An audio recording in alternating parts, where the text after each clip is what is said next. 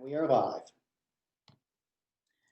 Good evening, everyone. My name is Monica Gant. I am the Associate Secretary of the Academic Support Team for the Delaware Department of Education, and I have the pleasure of welcoming you to our third Delaware COVID-19 Academics and Equity Working Group meeting. This June 17, 2020 meeting is being called to order at 5 p.m. This meeting is being held electronically. On March 12, 2020, Governor Carney issued a declaration of a state of emergency for the state of Delaware due to a public health threat.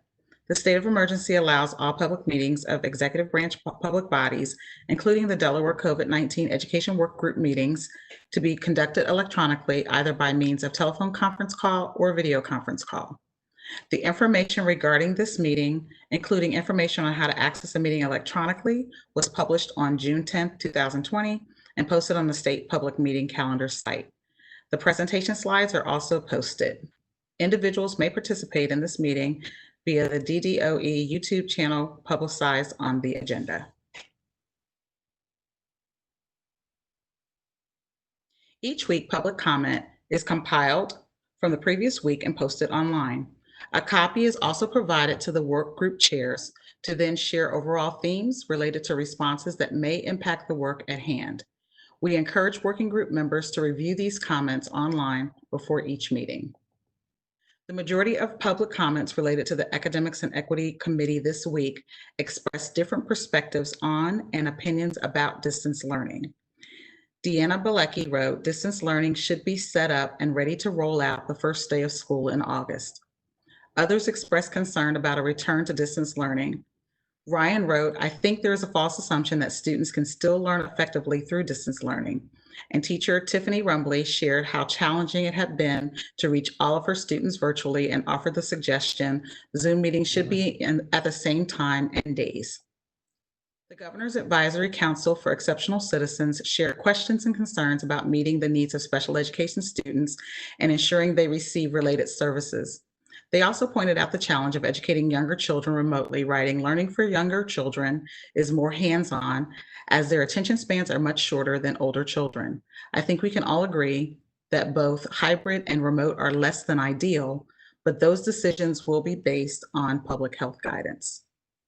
As a reminder, our workgroup meetings are public meetings to provide transparency and the opportunity for the public to engage in the process.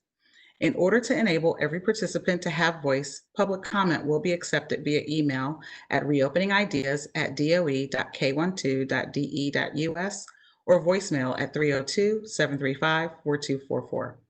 All comments and ideas will be forwarded to the respective workgroups for review and posted on Delaware Department of Education's website as well at www.doe.k12.de.us/PAGE/4211. Our meeting structure will begin with an opening which will include a summary of public comments just shared, parking lot, purpose, goal, and agreements. An assignment recap focused on engagement and a topic discussion and criteria review, a discussion focused on identifying key considerations by scenario, and concluding with next steps with a guiding question for the upcoming topic. Our norm for engaging in our online meeting is that we begin with muted microphones and, if possible, video camera on so that we can visually confirm clarity and sound. Our schedule of work will lead to recommendations to the Secretary of Education through the lens of educational equity within 3 public health scenarios. To support our efforts, we will use our first 3 work sessions to gain common understanding of equity, assessment, and tonight instruction, and identify key considerations to be considered in a minimal spread, minimal to moderate spread, and significant spread scenario. Our key considerations will be captured in essential actions that you will be asked to review prior to our 4th meeting. We will spend that meeting reviewing those essential actions by scenario. Based on your feedback, we will use our final meeting to review final recommendations. I'd now like to give each workgroup committee member the opportunity to introduce himself and their role. Kevin Lamb, our technology host, will now call members by name to introduce themselves. Please remain muted to control feedback until your name is called. So Kevin, if you will call our roll. Absolutely. Thank you. We'll start alphabetically here. Allison Castellanos. Hi, can you hear me? Yes. Okay. Okay.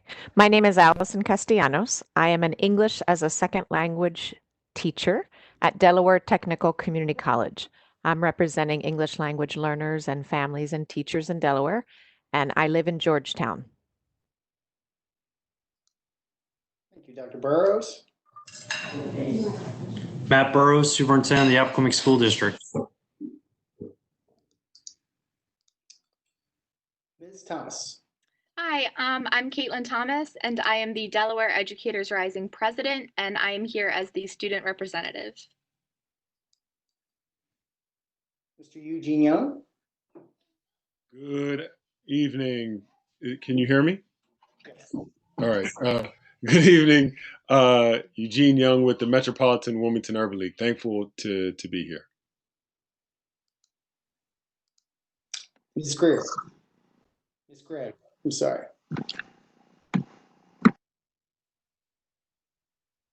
With the Lake Forest School District.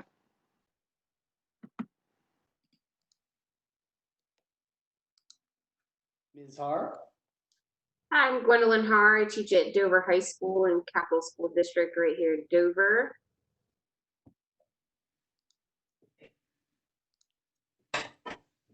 Ms. Schneider. Hi, I'm Laura Schneider. I currently serve as principal of West Seaford Elementary School in Seaford, Delaware. Dr. Lawson. Hi, my name is Lisa Lawson, and I serve as the Executive Director for Special Education and Student Support Services in Brandywine. Dr. Alonso. Hello, Maria Alonso, clinical psychologist is my profession, and I am a board president of La Academia Antonia Alonso Charter School. Cricket.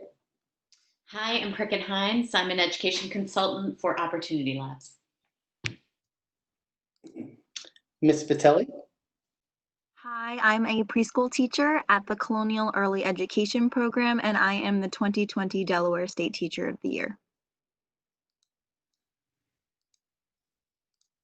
Representative Williams. Hi, I'm Kim Williams. I'm the state rep in the 19th District and Vice Chair of the House Education Committee. Senator Lockman.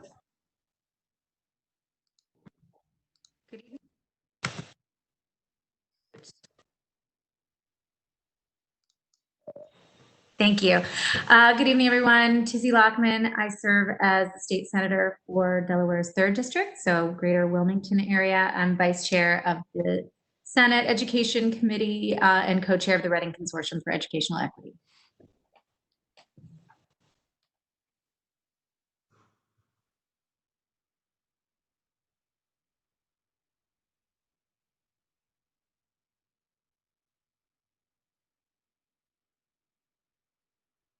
Kevin, is that everyone?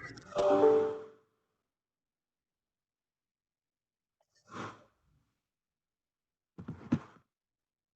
we lost Kevin? I think we've lost Kevin. My, what shall we do? Well, we're going to go on and introduce, is Representative Shoup here with us?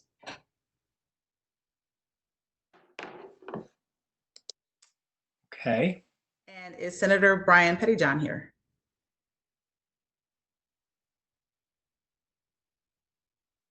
Okay. Is there anyone that we have not introduced? Stephanie Ingram has raised her hand. Stephanie, you can unmute. Thanks. Hello, I'm Stephanie Ingram. I'm a 4th grade teacher and I'm the president of the Delaware State Education Association. Wonderful. Thank you. Thanks for raising your hand. Anyone else that we have not recognized? Okay. So the contribution of every member of our work group is valuable and critical to the recommendations that the academic and equity work group generates. As a result, I ask that you honor work group agreements, engage fully, remain focused on our goal, be mindful of other members, every voice is important, solutions focused, and assume good intentions. It is the responsibility of the co-chairs to hold all members of our work group to these agreements.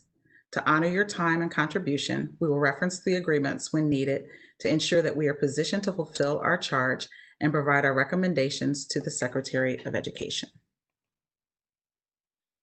It's important to restate that our charge is to provide recommendations to the Secretary through the lens of educational equity within 3 public health scenarios. We are not charged with determining whether school buildings are open or closed, nor are we charged with creating requirements for remote learning. Through our common understanding that we will develop during each meeting, we will provide feedback in response to key considerations for equity assessment and instruction when we start school, either in person, remotely, or a combination of both that we often refer to as hybrid. This feedback will inform our final recommendations. So last week, Cricket and I captured additional items in our parking lot. Most were questions of implementation, which is outside of the scope of our recommendation. I'm going to click on the link there. Scroll it up a little bit.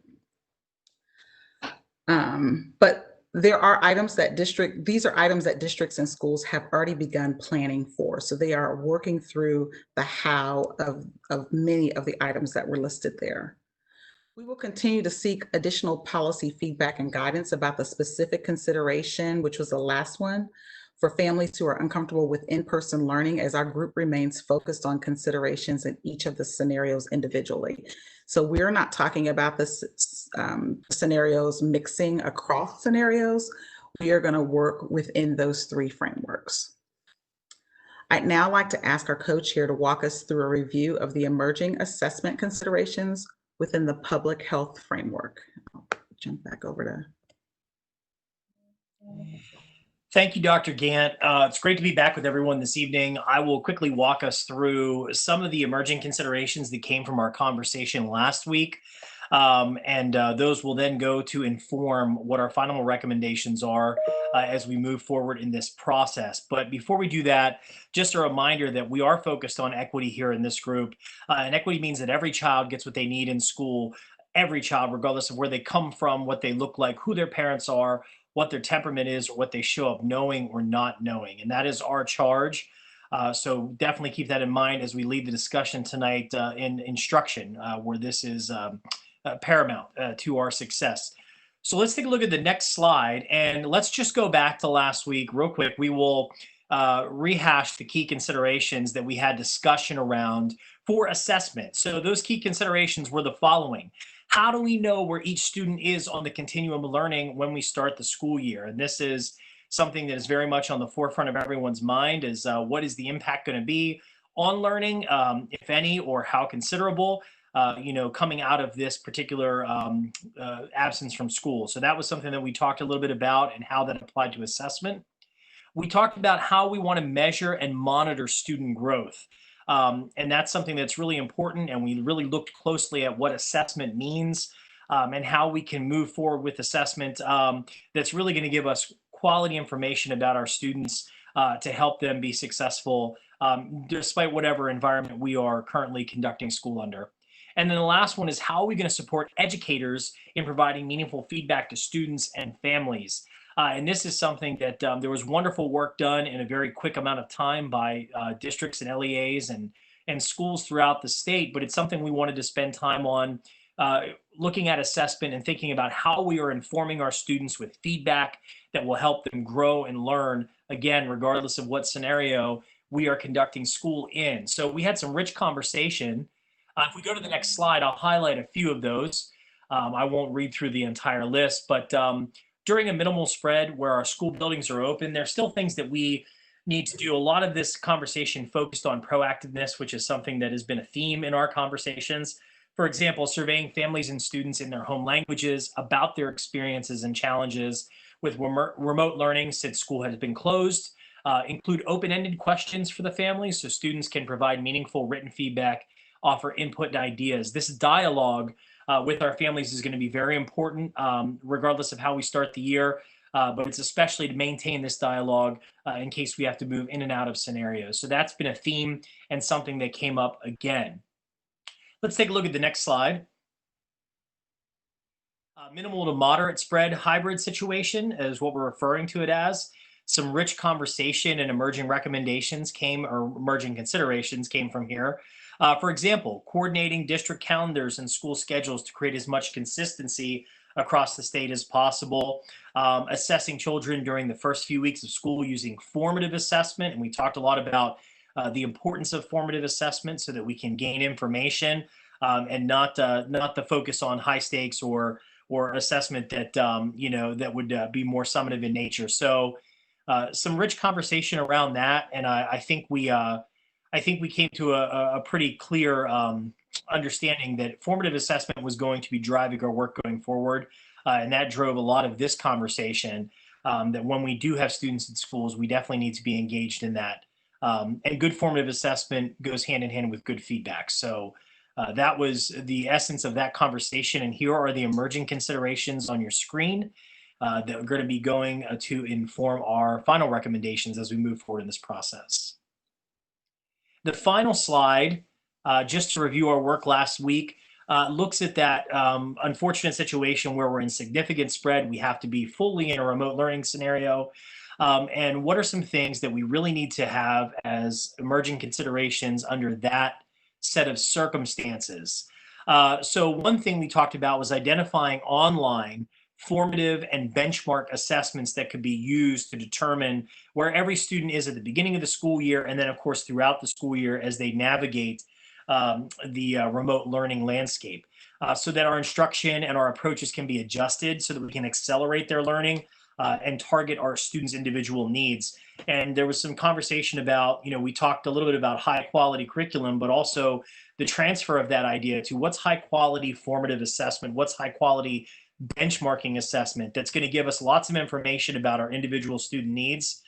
Because in this scenario, more than ever, it's important that we really understand what each student needs to be successful. And that was some of the emerging conversation and considerations that arose during our conversation about this last week.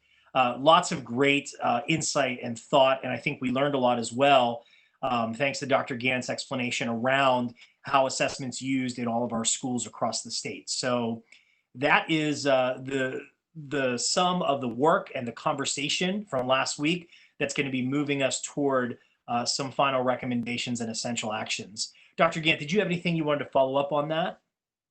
I don't. I know that the committee had an opportunity to take a look at these, before coming to this meeting. So I don't know if there's any questions from the committee before we move forward. Yes. Yeah. If there's anybody that would like to raise their hand now in the participants function, Kevin, is Kevin with us still? I'm back. I apologize. Lost connectivity for a second there. Kevin, if there's any hands raised to comment on our assessment discussion and emerging considerations, now would be the time for you to weigh in. Anybody that's that has something to contribute here. Do not see any hands at the moment. Okay. Oh, So we're I gonna move on. apologize. The hand came in. Okay. Representative Williams. Could you go back? Thank you. Could you go back to the previous screen, please? So the formative and benchmark assessments, I just wanted to confirm, doesn't DOE have a whole group of formative and benchmark assessments in like a system that they use that schools are currently using? Is that a correct understanding? We do have a benchmark assessment system, and so that is available for all districts throughout the state to be able to use those assessments.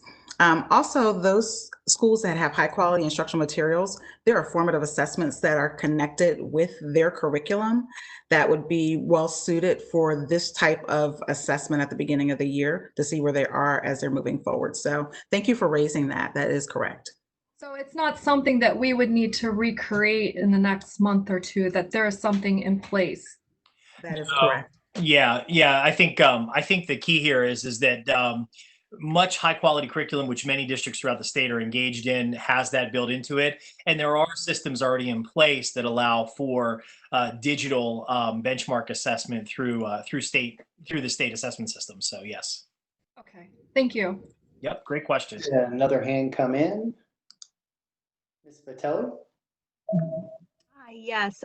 So I know it's in our parking lot where we brought up IEPs as part of an assessment thing we were talking about, but I just like in the recommendations, especially with the significant spread with remote learning, I do think mentioning something very specific around IEP and special education documentation would be important because I know, again, like from reading public comments and also from experiencing it myself, it was really difficult to address some IEP goals at home, and it's a legal just you know, how we can plan moving forward with that, I think would be a helpful thing to add.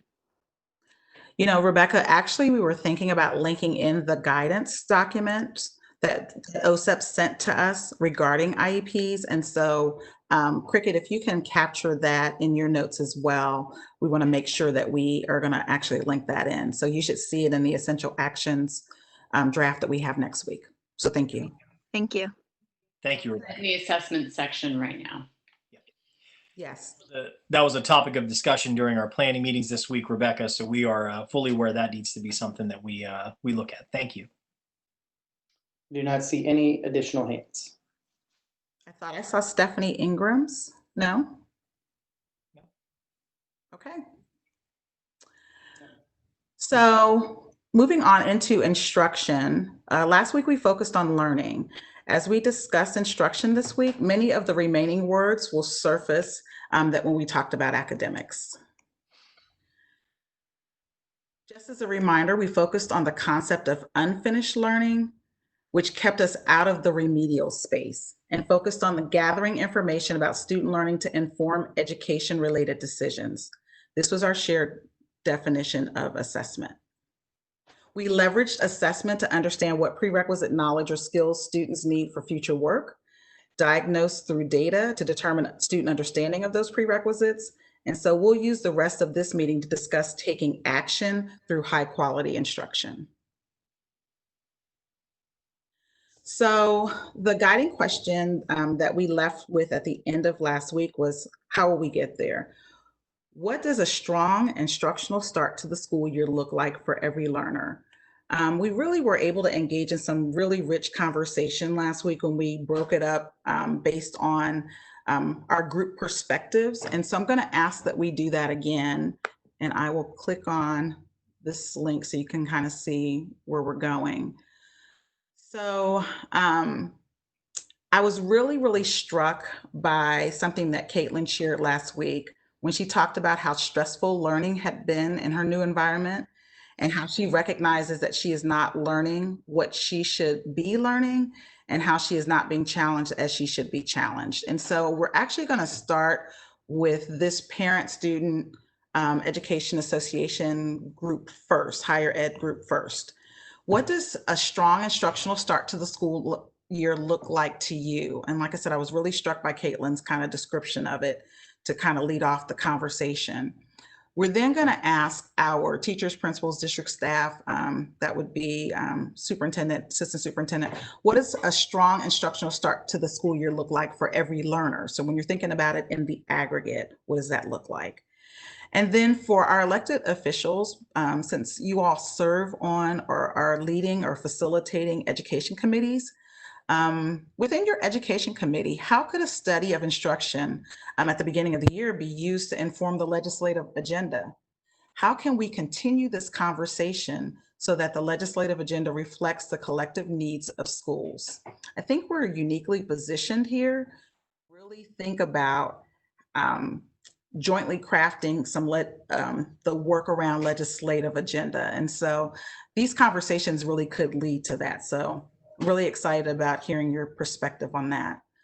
So we're going to start with our first group, which is Caitlin and Loretta, Stephanie, Ria Alonso, Eugene Young, Allison Castellanos. Can you talk to us about what does a strong instructional start to the school year look like to you? We have a hand from Ms. Gregg.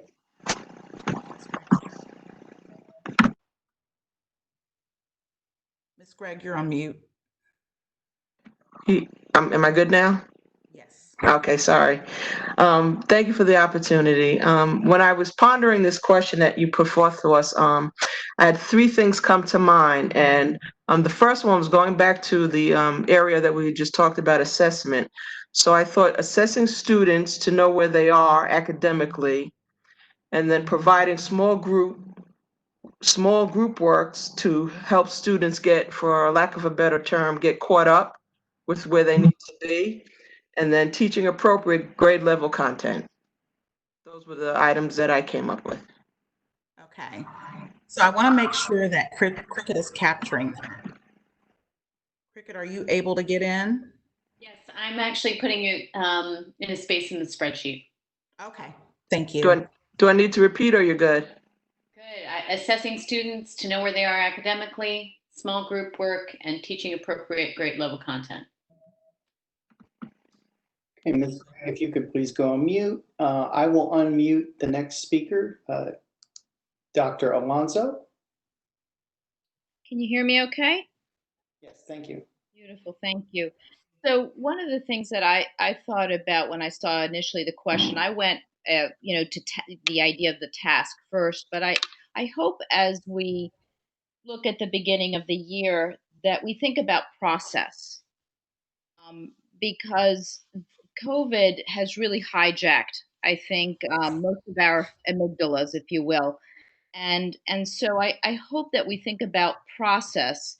And what I mean by that is that we have some really solid orientation for parents, for teachers, so that they understand the rules, the expectations, at the beginning of the year, because it's going to be a rolling kind of year. And I just hope that we really give time to process, which means that we have to be connecting, communicating, and consistent in whatever we decide. Thank you.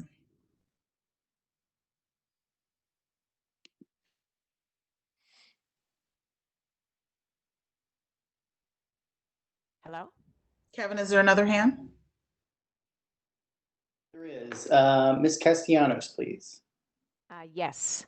Mine was similar to Dr. Alonso's. I was thinking, in the very beginning of the year to have several open houses or parent-teacher conference opportunities so that parents can meet the teachers and establish those expectations and those relationships during that very first month of school. And, for ELL families, really consider having those opportunities for the parent to be able to bring their cell phone or bring their laptop and download the apps and figure out the username and how to log in and how to see the communication from the teacher to the parent. So kind of a really hands-on, instead of just handing them a sheet of paper and saying, this is the login information. I talked to several parents this week, and everybody that I talked to said face-to-face classes, face-to-face classes, face-to-face classes. But I think it would be helpful if we can start face-to-face in September for the districts to be able to communicate what is the hybrid plan or what is the remote learning plan. We never had before what we had happen this past year. But now entering school, if we're able to start face-to-face, we know that there's a very real possibility. Like you said, we might go in and out of different plans. So if the district kind of has a tentative plan and can communicate that from the very beginning, I think that will help with the expectations. So those are my comments. Thank you. And we have a hand from Ms. Thomas. I will unmute you. Can you hear me? Yes. Okay. So one of the words that I've constantly underlined during every meeting is support. And I think that goes miles in this. If I was walking back into school, the main thing that I would want is to feel supported by my teachers, by my administrators, by everybody. The only way that I feel that we can get that is having those one-on-one meetings, those one-on-one connections. Even if it is just like a small period of the day, I think that the only way that we can move on and ensure every student is getting what they need is saying, hey, what do you need? Where are you at? So I don't really know how we can necessarily put that into place if we don't have that in-person learning, but I do think that that's necessary. Thank you. Okay, and we had another hand come in. I will unmute you. Mr. Young. Yes, I hate to say just ditto on everything, but I would just to add just a very little. One is I agree with, I believe it was Dr. Alonso. I think what's going to be very much important is communication, uh, and with not just the students but also the parents. I'm really pressing that there needs to be a lot of open, transparent communication with the parents along this process, and also I believe it was said, but laying out the chips as regards to what the strategy is. Because this could be a fluid process, or it's probably going to be a fluid process, but making sure people know well in advance of this is what this could look like. I think the last thing that we need are a lot of surprises in communities that have already been surprised a lot. Sure. Providing that could be very much helpful. And then I believe it was Caitlin that just spoke, that really touched on I think a very important point is just the ongoing support. I think people or families are going to want to see that kind of support, as they are on August, whenever school starts, or September to March, or April, or May, or June, or January. Like just making sure that consistency is there, because it's going to be so fluid that people are going to need that connection, that communication, and be able to see that long-term vision and strategy as what this could possibly look like and how they could be supported. Sure. Thank you. We had a couple more hands go up. I will unmute you, Ms. Ingram. Let's see, I'm sorry. Providing for our educators clear expectations at the beginning of the school year, whether it be in person learning or remote learning, what are the expectations for the school year? Trying to have a standard for coursework throughout the district to provide more equity throughout the district will be helpful. Training on the platforms that are going to be used for educators, parents, and students. Providing support for those specialized courses, special ed and related arts. Tech teachers would be helpful for our educators. Also providing an ample opportunity, to create relationships with students on the part of the educator. A slow rollout of assignments to build the trust between students and educators and parents, and providing some sort of expectation for participation. What does it look like if we are back to hybrid or remote learning? What does the expectation of participation look like? Thank you.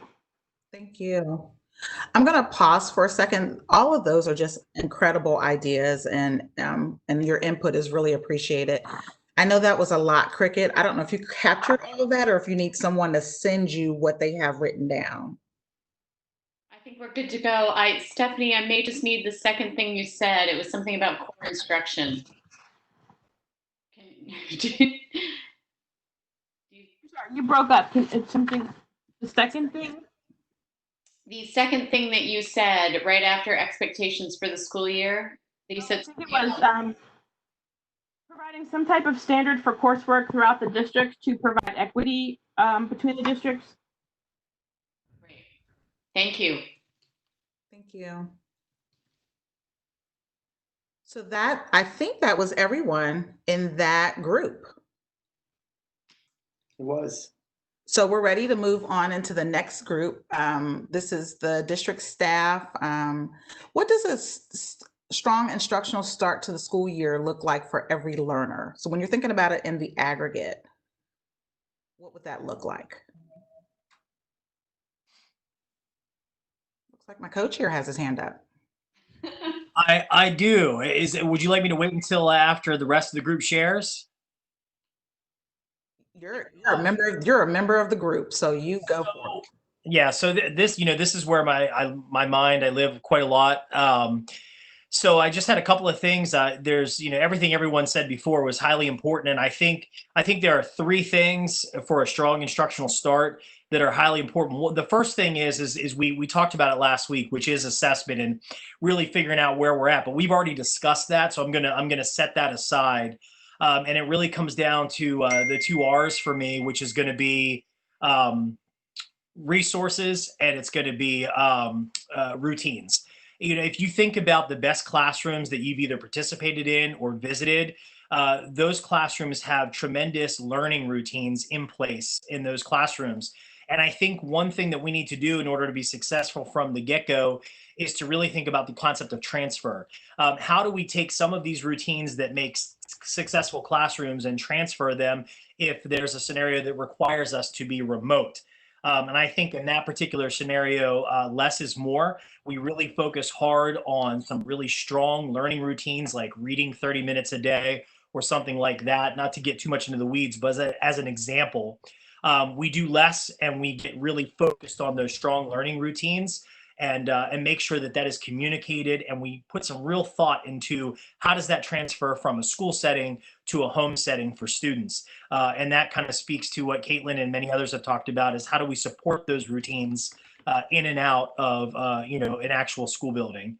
And then resources. I think it was Senator Lockman, the first time we were talking about this, said books when in terms of equity. But I think that that is a fantastic thing, because one of the things that I've begun to do to shift my thinking, as an example, is there's something in schools we consider consumables, which for curriculum items, and there are things that we consider, things that are classroom things. So for example, if we're reading a book in a school, we may order 30 copies of it so that that classroom has those books. And when students are there physically, I think we need to shift our thinking, because we don't know what that's going to look like, and start to think about things like books as consumables. Something that every child, has access to, gets to take that home. It becomes theirs. It is their resource. And that goes beyond that. When you talk about mathematics, do children have their own sets of 10 cubes? Things we took for granted that children could just have access to when in school, they're going to need to have access to, if they have to move in and out of a school building setting. So just sort of shifting our thinking around resources and shifting our thinking about routines and making sure that those things transfer, I think are going to be really important to start the year, so that everyone can have that opportunity to be successful. Because without those things, it becomes very difficult. Sure. Yep. So I want to really highlight something. I want to highlight something that you kind of process out loud. What we're going to do as a committee is really highlight the considerations. So your two considerations, let's say, were resources and routines. The districts, the schools, the teams are going to determine what that looks like for them. So that's where the local control part comes in. But our group is not going to, we're not going to list out all the things that they should do. We're not going to say everybody should read 30 minutes. We're going to say establish routines, consider routines and resources. And from there, they will be able to flesh that out to be able to support their individual schools and districts. So thank you for that. Yes. Is there somebody else from this team that would like to respond to what does a strong instructional start to the school year look like for every learner? We do. We have several more hands. I will unmute you. Ms. Schneider, please. Hi. I just wanted to reiterate something that we brought up prior, but it's critical, especially if we are remote learning. I heard some rumors that possibly people up north think that the South is now connected. We definitely are not. And in order to have a successful start, if we are remote learning, we need to make sure that all children throughout the state have the same learning opportunities, and learning digitally is definitely a privilege that not all of the children in my school have been granted, not because they didn't have devices, because we were able to give devices, but they didn't have connectivity. So I just want to make sure that happens. And although Ashley talked about cubes and those kinds of things, we're also talking pencils, basic supplies, pencils, pencil sharpeners, a glue stick, scissors, but pencil sharpeners and paper are other things that we've had to figure out ways to get to kids that we weren't necessarily prepared for. Thank you. The resources, additional resources are also a part of your recommendation as well. Yeah, and just if DTI or that is Absolutely. that paramount. Absolutely. Thank you. Strong instructional start from this group. I'm sorry. I'm sorry. I will unmute the next speaker, Ms. Patelli. Yeah, so I just absolutely, I actually had the same things written down, Ashley, with routines and classroom management. So just kind of establishing those norms and procedures that are going to work, you know, either they're in person or how that looks online. And similarly to like the resources, like how can we provide resources to all of our students successfully. And so I thought of those two things, and especially in terms of the like, I think there is also PD like needed for teachers for these things, because I think like in your classroom, like okay, we know we've got it, but I think online learning for some was really challenging, and just a way to get ideas or to know, hey, how could you, you know, make Zoom, like how can I structure my Zoom norms, or how can I get this information to parents? So I think just resources might be helpful for teachers, or those opportunities to collaborate and learn from one another. Because again, I think there were some that need more support because it's new. And for me personally, I feel like no matter whether you're in person or whether you're online, something I keep hearing over and over and over again from every educator is that the importance of social emotional learning and trauma informed instruction. So I think, you know, before we really delve into intensive academics of any kind, I think we need to focus on social emotional learning, trauma supports, and really creating that strong sense of school family. Because again, I think that's what gets children, you know, coming, even if they're online and everything else. Like we need to have those relationships and those connections, and children feel a part of something and safe. And again, what does that look like in the classroom? We might have a better idea. How do you create that, you know, remotely? More challenging. So it might be an opportunity for more PDs for teachers, or more opportunity for us to collaborate. But for me, social emotional learning and trauma instruction and discussions, I think, are going to be really important to start a school year off right. Thank you. Okay, we have a hand up from Dr. Lawson. Dr. Lawson, I will unmute you. So thank you. Certainly awesome ideas coming through. As people have spoken, you just begin to cross out on your list. So to avoid not being repetitive, I think the only other two pieces I had written down is when I learn, or when I read an instructional school year for every learner, it makes me move towards individualization, right? And making sure that from, you know, learners who are all along the continuum of learning, and regardless of whether they are students, you know, who are seeking a regular high school diploma, or who are on the track for the alternate, we need to make sure that that start is individualized. And so that begets to some extent what Rebecca was speaking to around the social emotional piece, and being flexible in our scheduling. Many of us had very academic oriented master schedules for students, obviously, but we have a lot of social unrest going on besides COVID. And I think we are going to have a lot to deal with as it relates to our children and what they're thinking and what's been going on. So those are just two additional pieces that hadn't been mentioned so far. Thank you. Great point. Ingram, was your hand up on this topic? Yes, please.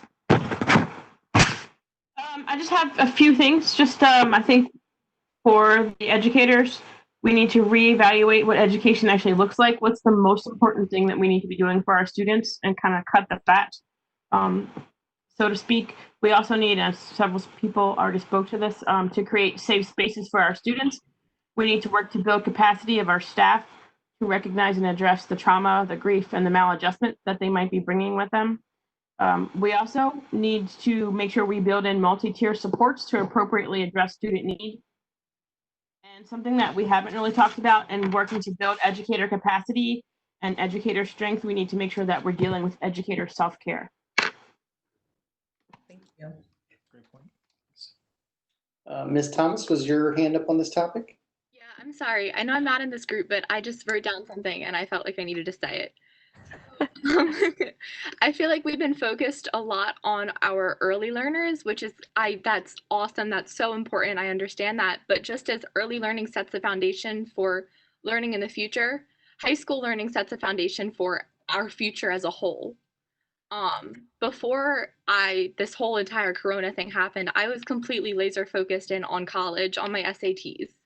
And my teachers were also giving me that support. We had discussions about, okay, well, what do you want your future to look like? I haven't had any of that since because we have been so focused on getting our academics out there and following the curriculum. So I think that just as we need to make sure that that social emotional support is in, we also need to make sure that we are still offering those supports for our high school futures. Thank you. Dr. Burrows, I've unmuted you.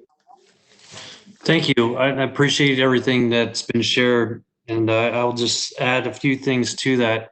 I think planning time is so important for a successful start to the school year or a strong instructional start, that teachers, staff are going to need time to plan for whatever model we're going to use or is recommended that we use. So I think is vital. I'm going to add another R to this, to your list there, Ashley, and I'm going to say relationships. I think a strong connection is with students and teachers, and having that time to form relationships. Students need to know you care before they're willing to listen and take in what you have to say. So there needs to be time for that and developing those in whatever format they are. I agree with you, Stephanie, that training is so important. Did not have a lot of time to train previously, or so whatever platform or whatever that looks like, that is an important aspect of this too, to have a successful start of the year and assessing where our students are currently and where they need to go. Thank you. Thanks, Dr. Burrows. Yeah.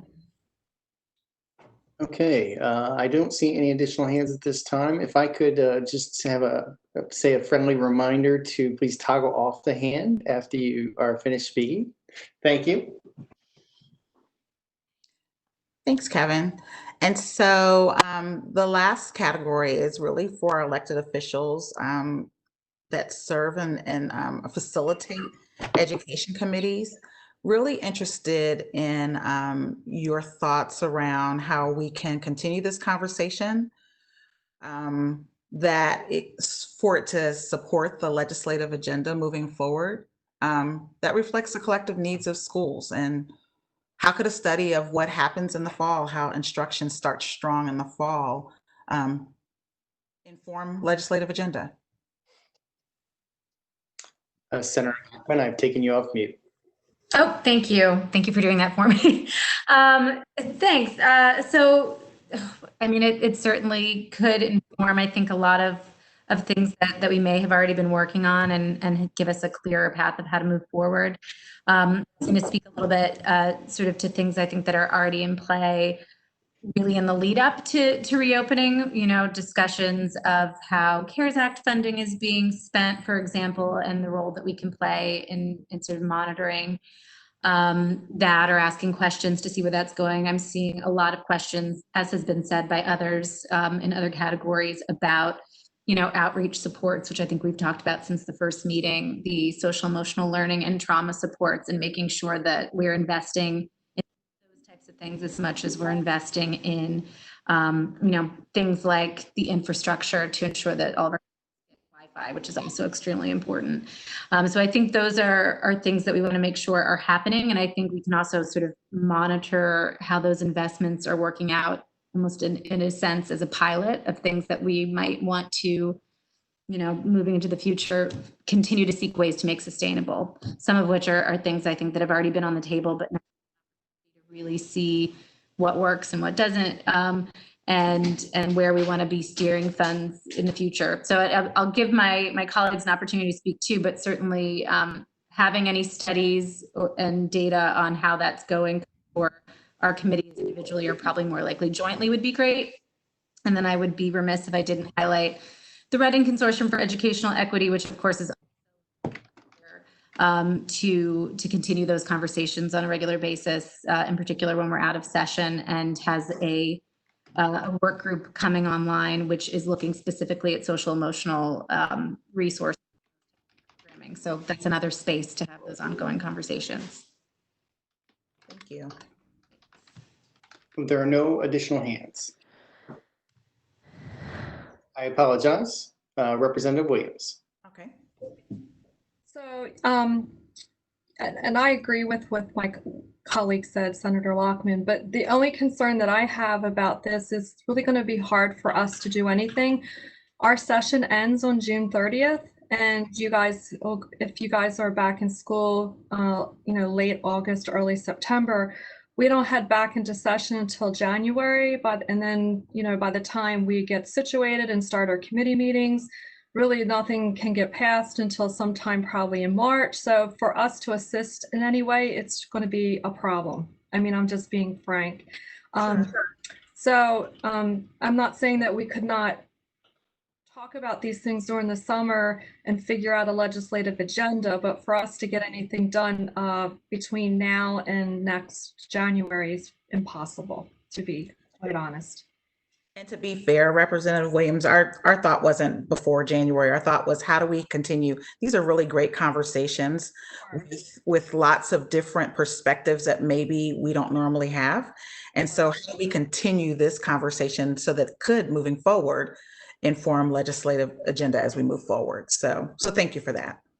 Right. And I only say that because not everyone understands how the legislature works. And And so how we work as individual legislators is it's not like we all meet and decide what the agenda is. We all bring forward our own agenda on what we think is important, what we've heard from educators or community members or parents. And so that's how we create the laws, unless I'm sure DOE has an agenda that they run through the chairs. But we collectively do not meet to decide what our agenda is, just to make sure everyone understands how we operate. I'm not saying we can't do something different, but so thank you.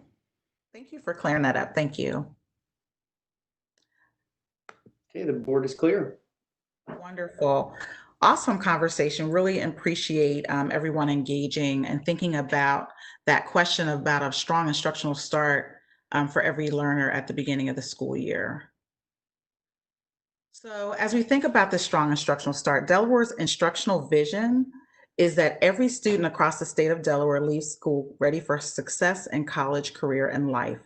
This can occur when teachers provide every student with high quality standards aligned instruction every day, and district and school leaders provide teachers with standards aligned instructional materials and professional learning. The typical approach to remediation, providing work better suited for earlier grades, won't come close to catching students up and will likely compound the problem. In the recent study, The Opportunity Myth, researchers found this approach of meeting students where they are, though well-intentioned, practically guarantees students will lose more academic ground and reinforces misguided beliefs that some students can't do grade level work. The students stuck in this vicious cycle are disproportionately the most vulnerable, students of color from low-income families with special needs or learning English. So equity is high quality instruction for every student. According to the research, when students who started the year off behind grade level were given more grade appropriate assignments, the gap between these students and their higher achieving peers began to narrow substantially by more than 7 months of learning in a single school year based on better assignments alone. In other words, doubling down on current strategies for catching students up will only widen opportunity and achievement gaps. Schools need to be ready on the first day back, and someone said that even when we were just talking, with a fundamentally different strategy for diagnosing unfinished learning and putting every student on a fast track back to grade level. A strategy designed to accelerate their exposure to grade appropriate work, not delay it. And to reference our conversation last week about diagnosing unfinished learning and understanding the purpose of assessment, this assessment should not be a large-scale summative assessment, and we mentioned that tonight as well. If a district is using high-quality instructional materials, the aligned formative assessments are already a part of the curriculum. Packaged assessments that are not aligned to Delaware standards and will not support the gathering of information about student learning to inform educator-related decisions about Delaware curriculum. So as we consider our approach to unfinished learning, there must first be the key understanding that the goal of instruction is to provide students access to their current grade level curriculum every day. With that understanding, teachers must have the data they need to determine to what degree each student has the prerequisite skills and content knowledge required to be successful in the next unit of the curriculum. Only when armed with this information can they provide the just-in-time scaffolds and targeted supports students need to be successful in grade level coursework. In other words, if we focus on accelerating student learning in the aligned grade level curriculum and prioritize assessments that directly inform this instruction, and I think Stephanie Ingram mentioned cutting the fat, then every student will have the best chance at being ready for success in college, career, and life. So as we've done in our first two meetings, our coach here will now walk us through the instruction key considerations for your feedback.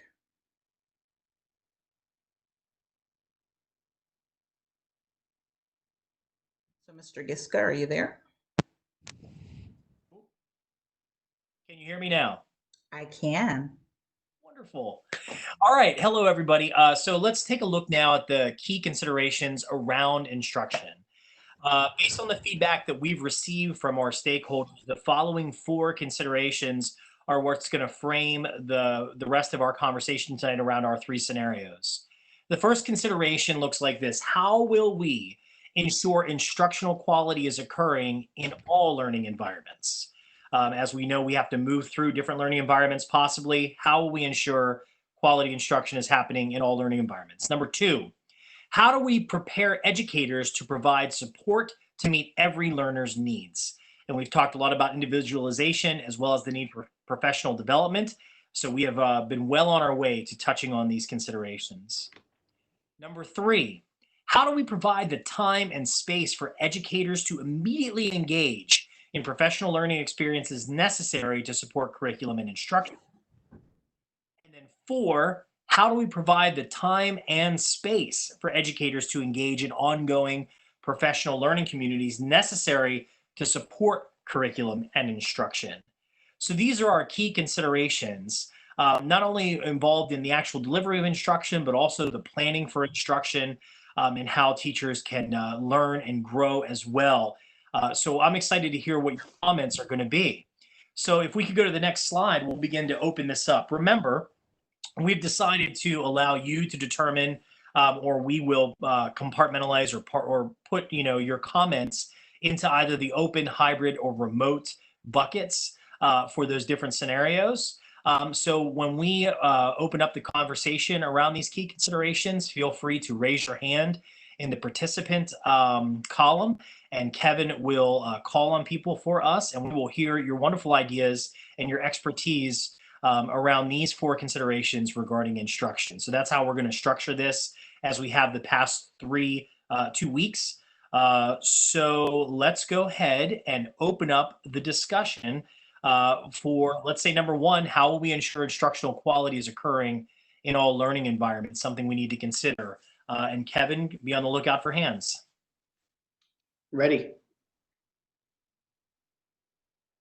No hands as of yet. A heavy lift for sure. How do we ensure instructional quality is occurring in all learning environments? I hear somebody. Okay. Dr. Alonso, I will take you off mute. Excellent. Thank you. I hope that this is answering the question because it's been on my mind. One of the things that we learned, certainly within our school, and I've heard it in other schools, is that there were children who were not able to engage in learning. Sometimes because, I was taking a look at numbers here, and, out of 138,000 kids, 60% of them fall into the category of a vulnerable population. Our students with disabilities, ELLs, low socioeconomic, and our homeless group. And I worry that in the model of whether it's a hybrid in particular, that some of our students are not going to be able to engage because they have difficult, family situations for whatever reason, or the learning environment in which they're in, they can't engage. And so one thought I had, and we've been talking about in our school is, and I'll add, there's the other piece that if we really take a look at social distancing, a lot of schools aren't going to be able to have all their children in class if we actually follow those guidelines. So we're going to have classrooms with not all of our kids. So this is my question and my ask, and we can put it in the parking lot. But I am aware that in the state of Delaware, there are empty school buildings. And I'm wondering if, especially for our most vulnerable kids, can we open up those buildings where we can have those that are going to be involved in the asynchronous learning, right? That they can be overseen clearly by someone and do that work to take them out of learning environments at home that aren't conducive to learning and at least placing them somewhere where they can be overseen. I hope that makes sense. So Dr. Alonso, I'm sorry, I didn't mean to cut you off. I appreciate the feedback. I do believe that that would be a great parking lot item because we really want to focus on and just thinking back on our agreements. We really want to be solutions focused. We really want to remain focused on our goal. And so we really want to think about instructional quality. We know that instructional quality can be challenging. I think Mr. Giska mentioned it's a heavy lift when you're talking about all learning environments. So we're really seeking solutions around how we ensure instructional quality in these three environments. But thank you for your insight on that. All right, thank you. A hand from Ms. Schneider. I'll take you off mute. All right, Ms. Schneider. Hi.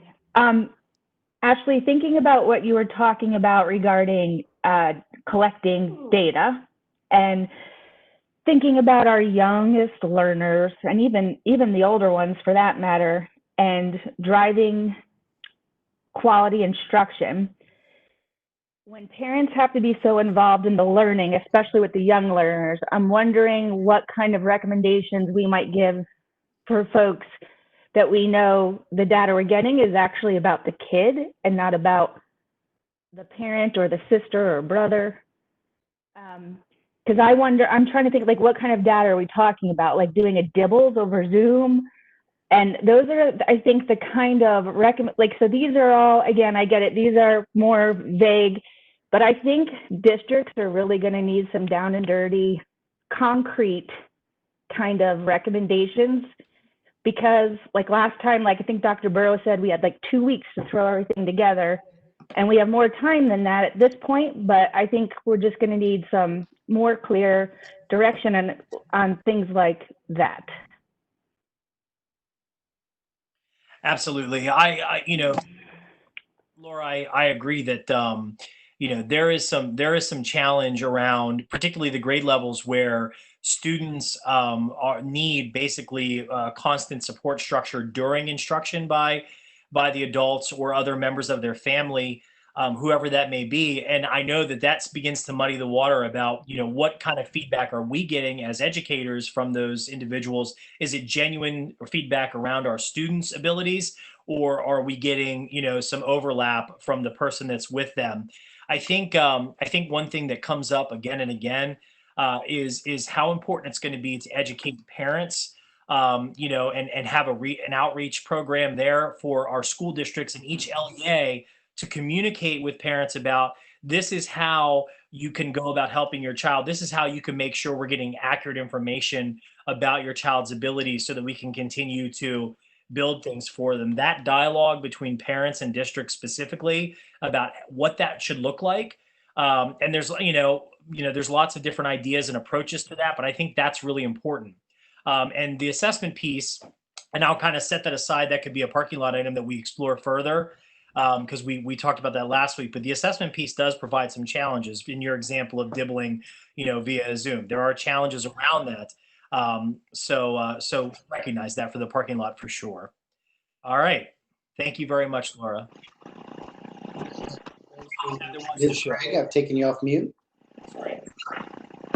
Hi.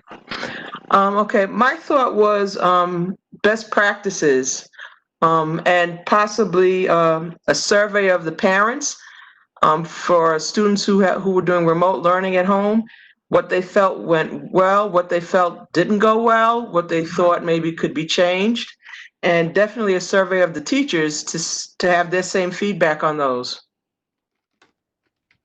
Absolutely, it's a very, very good idea. That has been captured. Kevin. I don't think we have any additional hands. I will say that there are districts that are participating in surveys of that kind, Ms. Gregg, that are looking at, what the experiences have been in remote learning and how we can learn from that to strengthen it and ensure that there's stronger instructional quality moving forward. We did have a couple more hands come in. Dr. Lawson, I've taken you off mute. Thank you. I just want to reiterate again that academic instruction won't occur until we address the social, emotional needs. And so in terms of preparing educators, we need to be prepared, help them be prepared, support them to meeting needs of learners, again, as we come back in very chaotic times. I do hear the academic pieces.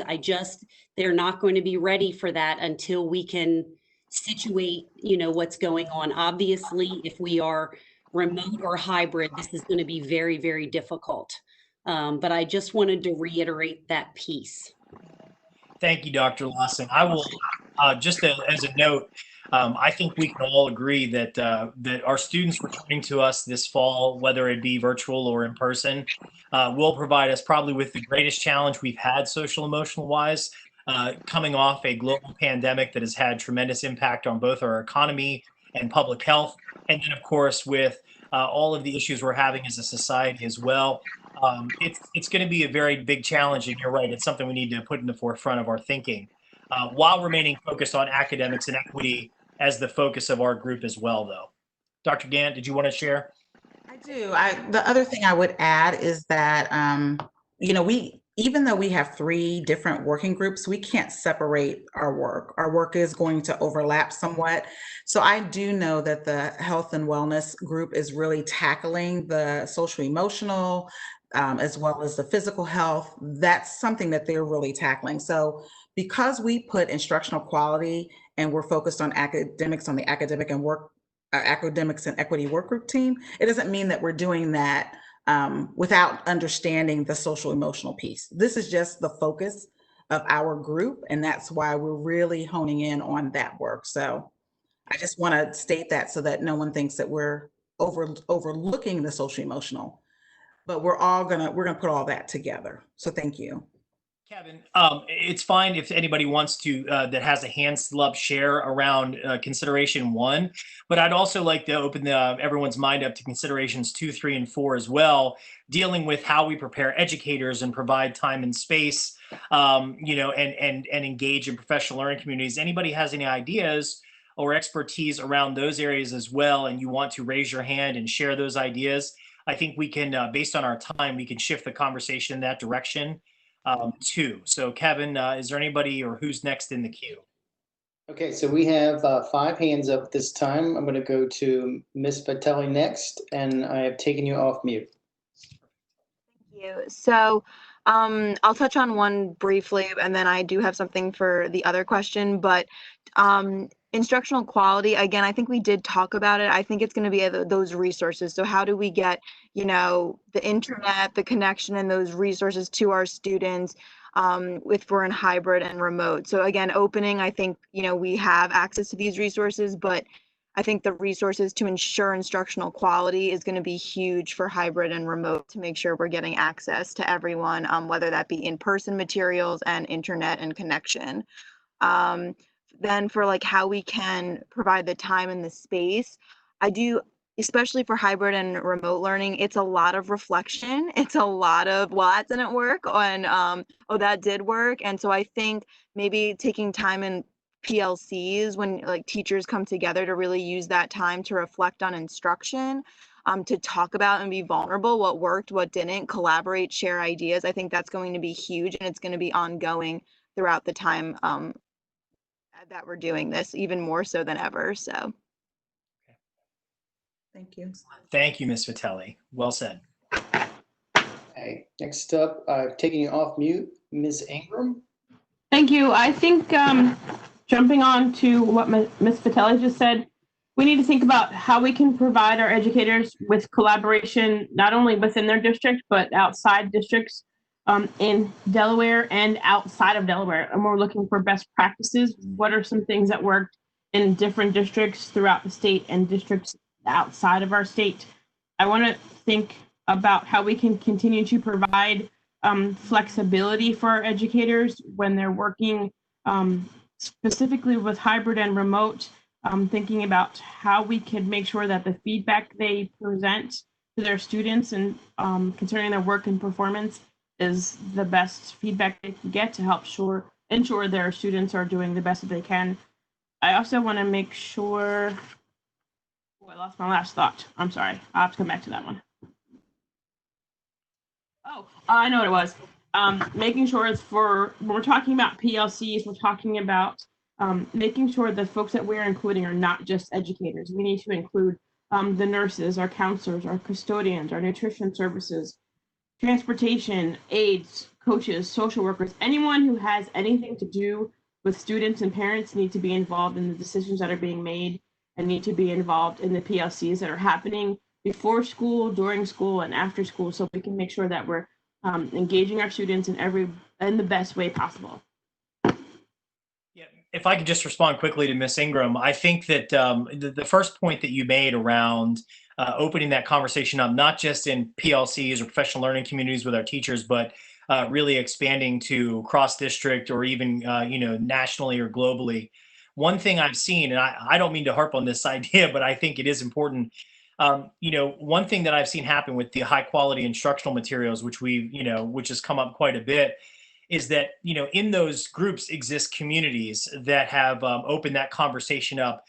For example, the math programs that we're engaged in my district, there's a very active community on Facebook of educators teaching those programs across the country. And there's lots of great dialogue and leadership opportunity there. Many of these curriculums engage in Slack channels where they have constant ongoing dialogue.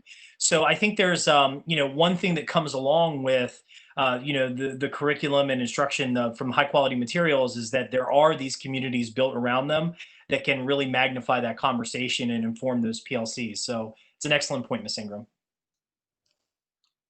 Okay. Next, we'll go to Dr. Burrows. I'm taking you off mute. Thank you. I'll try to go through the list here and address question one.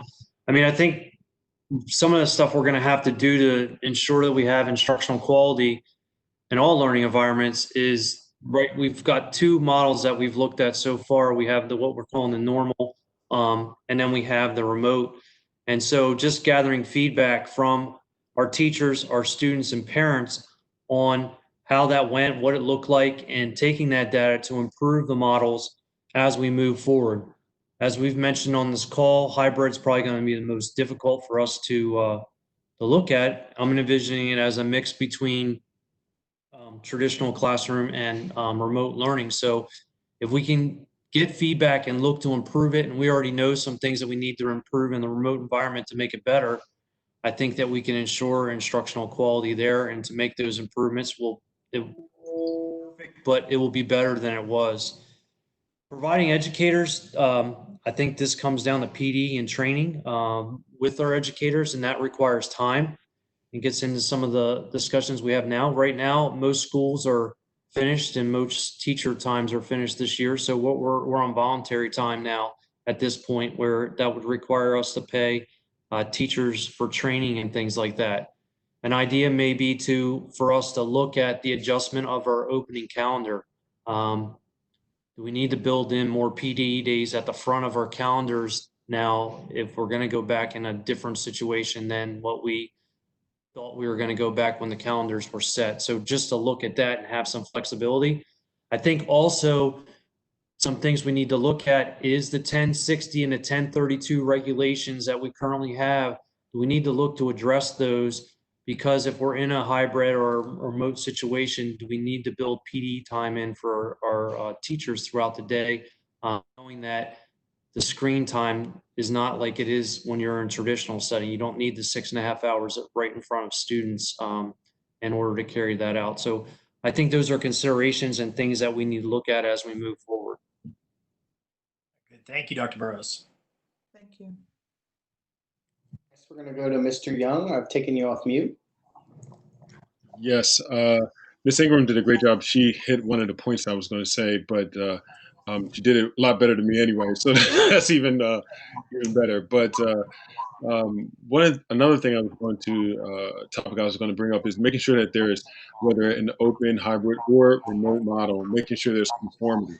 What I'm concerned about is the fact that we had a great deal of housing instability, where we have individuals that are forced to transfer schools, transfer out of districts, and I think that they're being able to have some type of conformity within and also outside of the districts in regards to these models and how they're moving forward and um, uh, how the processes of them will be very helpful in making sure that the students are able to assimilate into whatever situation that may occur due to their family's situation. Because I think this is going to be something that's going to occur a lot more as we move forward, and many families may be forced to move. There's already a lot of housing stability, and then on top of that, even one thing I see within the city of Wilmington is that because districts are so we have a city that's cut up with so many districts. I mean, someone can move less than 3 blocks away and be in a totally different system. And so, how do we make sure there's that to ensure that these young people are being able to be as be able to fulfill their academic endeavors as possible? Excellent point. Thank you, Eugene. Next, we'll go to Ms. Har. I've taken you off mute. I really like the comment made a few speakers ago about screen time is a lot different than classroom time. Asking them to sit and go into different classes for those 8-hour days is a lot different than asking them to sit down at a laptop for that time. So I was thinking about the quantity of work, but also the quality of the work and the quantity of work. And if we could think of ways where in these PLCs, we're not just thinking like all 9th grade ELA teachers, but all 9th grade teachers. I know Dover High School, we have a 9th grade academy. So if there's a way for me to integrate my Common Core state standards for reading and writing skills, but implement it with the history lesson that's going on, I think that might also help with the teachers planning, but also the student stress level, because they're kind of getting a grade for those 2 different classes, but only really working on one assignment. Sure. Yeah, that makes sense. That does. Thank you. Okay, Ms. Castellanos, I've taken you off mute. Yes. So one thing is for question number 2, how do we prepare educators? One parent told me what was really helpful was having diverse instructional delivery methods. So she was saying that her kids had kind of 2 teachers, and one teacher prepared lots of, books and activities and paper packets and lots of like creative art projects and things like that that the families could do. And the other teacher kind of prepared a lot of the online and computer assignments. And she felt that this really helped the parent, working with the kid, because the parent might be stronger in one area than the other. And it also helped the kids. So I thought that was a good way to kind of help meet more learner needs. I felt that when we went to the online instruction, some teachers went just straight 100% everything online once they figured it out. And so like she was saying about screen time before, some parents felt that it went completely to everything was a screen in order to do an assignment. And I don't think parents wanted everything to be a screen. So they kind of like that. And like before it was brought up about books and papers, doing a book club would be a great activity, that read and then get together and talk about the book club and do some cool activities around that. The other one is consistency, and we talked about that. But I was surprised some families that I talked to, they had kids in the same district or even in the same school building, but because everything was a rush to just figure it out and do it on your own, they had different teachers in the same building, all communicating with them in different ways and using different platforms. And so when I asked her about this year coming up, and she said, hopefully they have some time to plan and they can figure out what worked for everybody, what's the most effective way. And even within the same school building or the same district, they can kind of establish some consistency in how they're going to communicate with parents and how they're going to deliver the instruction. What's the curriculum delivery system, so that, it's a little bit less stressful for parents and for children. So thank you. Thank you, Ms. Castellanos. Okay, the board is clear. Does anybody have any other thoughts around professional development for our educators, or structuring of PLCs? I know that some people touched on those things. Just trying to make sure our conversation is rounded around all 4 of our topics this evening. We do have one. Dr. Lawson, I'm taking you off mute. So thank you for 3 and 4. And I will just quickly add that I think it is critical that our educators have that time. So giving some suggestions around that would be very helpful. But I will also add that the hybrid model, just in thinking, is giving us fits in a sense that if you've got some in and some remote, I'm worried about the number of educators that we have and the ability to organize. So I'll just leave that. I know it's parking lot, I know, but it's that one is really tough. Okay.